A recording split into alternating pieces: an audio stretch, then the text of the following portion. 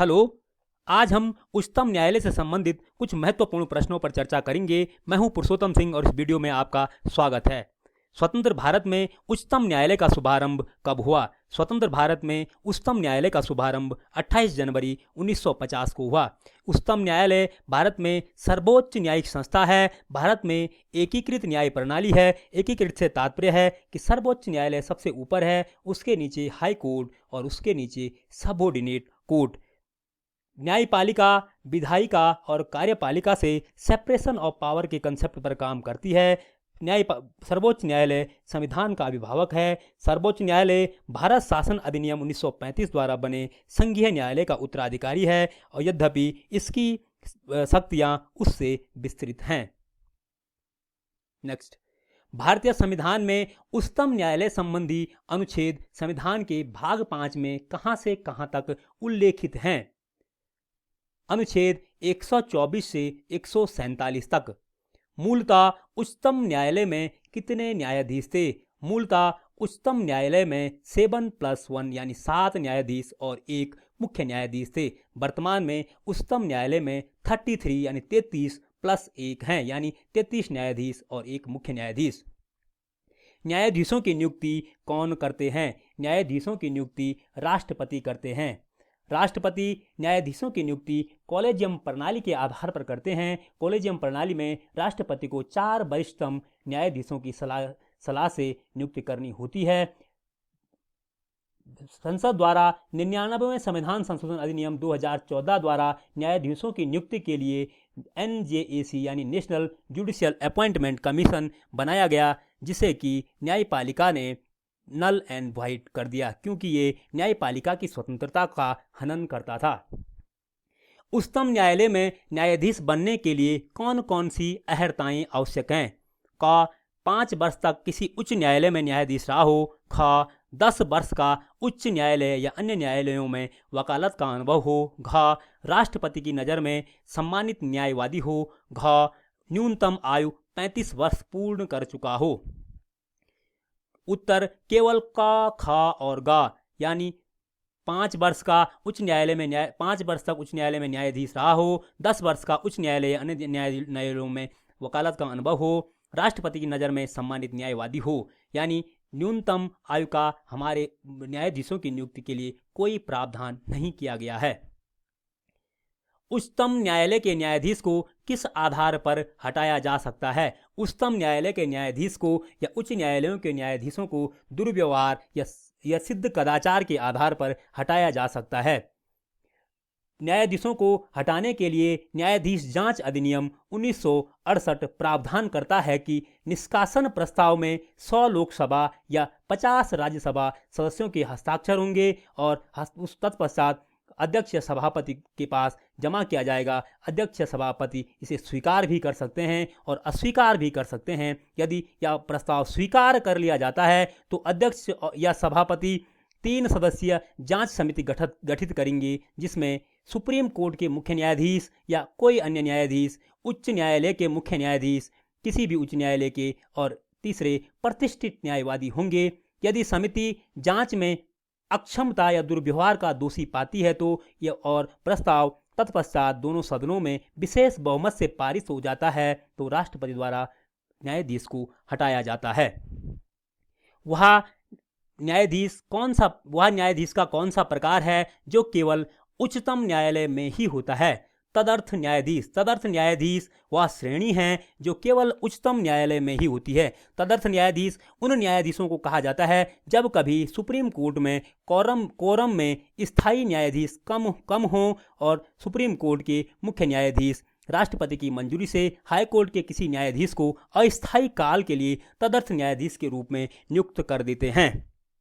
इस दौरान उस न्यायाधीश की यानी तदर्थ न्यायाधीश की शक्तियां वही होंगी जो उच्चतम न्यायालय के न्यायाधीश के पास शक्तियां और विशेषाधिकार होते हैं।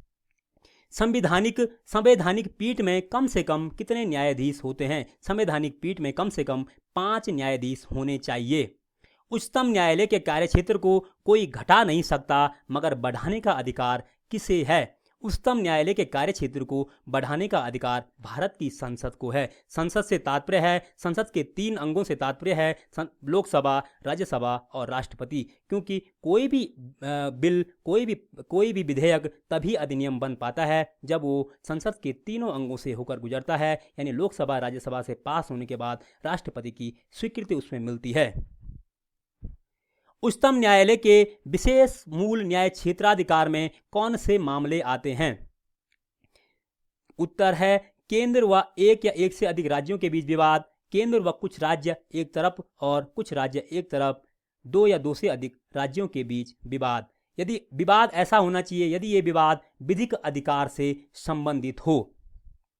विशेष और मूल न्याय क्षेत्र उस न्याय क्षेत्र को कहा जाता है जो किसी अन्य न्यायालय को इस प्रकार के विवाद को निपटाने की शक्तियां प्राप्त नहीं होती। मतलब इस प्रकार के विवाद को निपटाने की शक्ति केवल और केवल उच्चतम न्यायालय को प्राप्त हैं। रिट न्याय क्षेत्र के मामले में किस न्यायालय को ज़्यादा शक्तियां हैं? रिट न्याय क्षेत्र के मामले में या रिट जारी करने के मामले में उच्च न्यायालयों को ज़्यादा शक्तियां हैं, क्योंकि अनुच्छेद 32 के तहत सुप्रीम कोर्ट केवल 5 प्रकार की रिट मूल अधिकारों के हनन पर निकाल सकता है, जिनमें से बंदी प्रत्यक्षीकरण, परमादेश, प्रतिषेध, उत्प्रेरण और अधिकार पृच्छा। जबकि हाई कोर्ट इन 5 रिटों के अलावा अन्य मामलों के लिए भी रिट जारी कर सकते हैं। इस प्रकार उच्च न्यायालय की रिट जारी करने की शक्ति उच्चतम न्यायालय की रिट जारी करने की शक्ति से अधिक विस्तृत है। बंदी प्रत्यक्षीकरण तब जारी किया जाता है जब हिरासत में रखे व्यक्ति को प्रस्तुत किया जाना हो। परमादेश तब जारी किया जाता है जब न्यायालय द्वारा सार्वजनिक अधिकारियों को उनके कार्यों को नकारने का कारण पूछा जाता हो।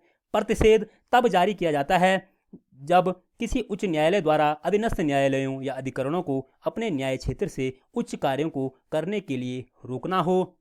उत्प्रेरण तब जारी किया जाता है जब अधीनस्थ न्यायालयों या अधिकरणों में लंबित मामलों के स्थानांतरण तथा न्यायिक क्षेत्र की कमी या कानून में खराबी के आधार पर इसे जारी किया जाता है। अधिकार परीक्षा तब जारी किया जाता है जब किसी व्यक्ति द्वारा सार्वजनिक कार्यालय में अपने दावे की जांच के लिए जारी किया जाता है। लोक कार्यालय के अवैध अनाधिकार ग्रहण करने को रोकता है। मतलब यदि कोई व्यक्ति सार्वजनिक कार्यालय को अवैध रूप से ग्रहण कर लेता है तो उसको रोकने के लिए अधिकार परीक्षा रिट जारी की जाती है। किस प्रकार की अपील में सर्वोच्च न्यायालय को अनोखी शक्ति प्राप्त है? विशेष अनुमति की अपील। विशेष अनुमति की अपील में सर्वोच्च न्यायालय को अनोखी शक्ति प्राप्त है। यह किसी भी प्रकार के मामले से संबंधित हो सकता है और किसी भी न्यायालय या पंचायत के खिलाफ किया जा सकता है, केवल सैन्य न्यायालय को छोड़कर। यदि सर्वोच्च न्यायालय संघ लोक सेवा आयोग के किसी सदस्य को दोषी करार देकर राष्ट्रपति को हटाने की सिफारिश भेजता है तो क्या राष्ट्रपति को सलाह मानने के लिए बाध्य होना पड़ेगा? हाँ, राष्ट्रपति को सुप्रीम कोर्ट की सलाह माननी पड़ेगी। अनुच्छेद 143 संबंधित है। अनुच्छेद 143 राष्ट्रपति की उच्चतम न्यायालय से सलाह मांगने की शक्तियों से संबंधित है।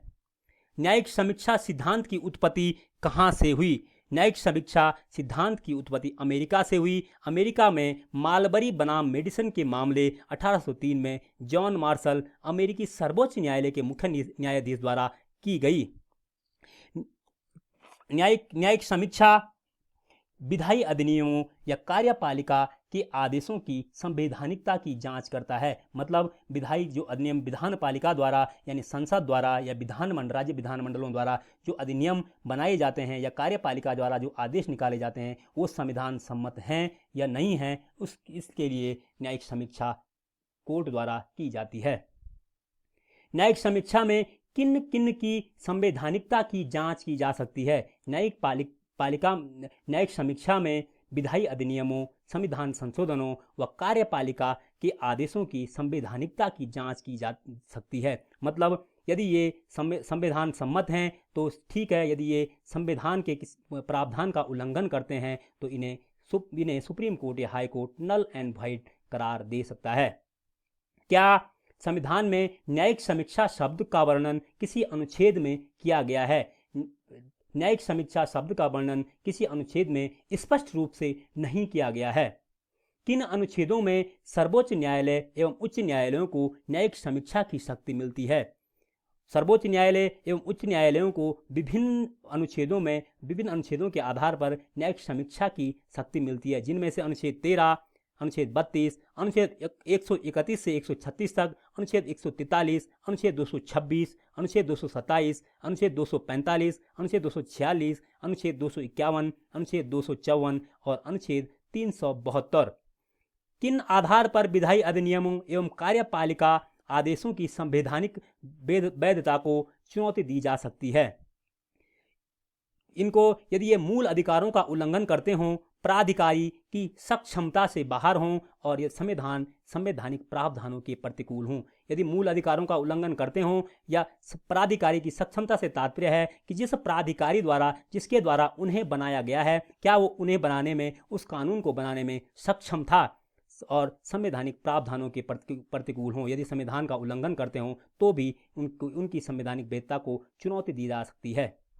9वीं अनुसूची में शामिल विषयों के किस तिथि के बाद होने पर न्यायिक समीक्षा की जा सकती है? 9वीं अनुसूची में वे विषय शामिल किए जा सकते हैं जिनकी न्यायिक समीक्षा नहीं की जा सकती है, मगर केशवानंद भारती मामला में सुप्रीम कोर्ट ने 24 अप्रैल 1973 को डिसीजन दिया कि संसद संविधान के किसी भी भाग में संशोधन कर सकती है, किसी भी भाग को बदल सकती है, मगर उसको आधारभूत ढांचे का ध्यान रखना होगा, मतलब उसके बेसिक स्ट्रक्चर को क्षति नहीं पहुंचा सकती।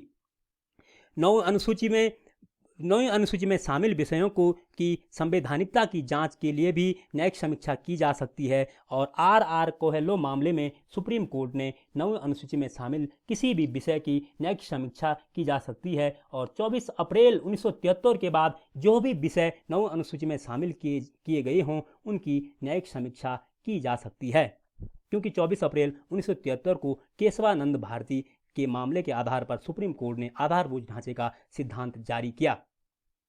भारत में न्यायिक सक्रियता की नींव किसने रखी? भारत में न्यायिक सक्रियता की नींव न्यायमूर्ति BR कृष्ण अय्यर, न्यायमूर्ति PN भगवती, न्यायमूर्ति O चिन्नप्पा रेड्डी और न्यायमूर्ति TA देसाई ने रखी। न्यायिक सक्रियता से तात्पर्य है समाज में न्याय को बढ़ावा देने के लिए न्यायपालिका द्वारा आगे आकर भूमिका निभाना। जनहित याचिका किसका परिणाम है? जनहित याचिका न्यायिक सक्रियता का परिणाम है। भारत में जनहित याचिका के प्रवर्तक रहे भारत में न्यायमूर्ति BR कृष्ण अय्यर और न्यायमूर्ति PN भगवती जनहित याचिका के प्रवर्तक रहे। ऐसा कहा जाता है कि इनके कार्यकाल के दौरान यदि कोई व्यक्ति एक साधारण अंतर्देशीय पेपर पर भी, अंतर्देशीय डाक द्वारा भी कोई शिकायत भेज देता था जनहित याचिका से संबंधित, तो सुप्रीम कोर्ट उसे स्वीकार कर देता था और मामला चला देता था। धन्यवाद। Please subscribe, share, like and comment this channel.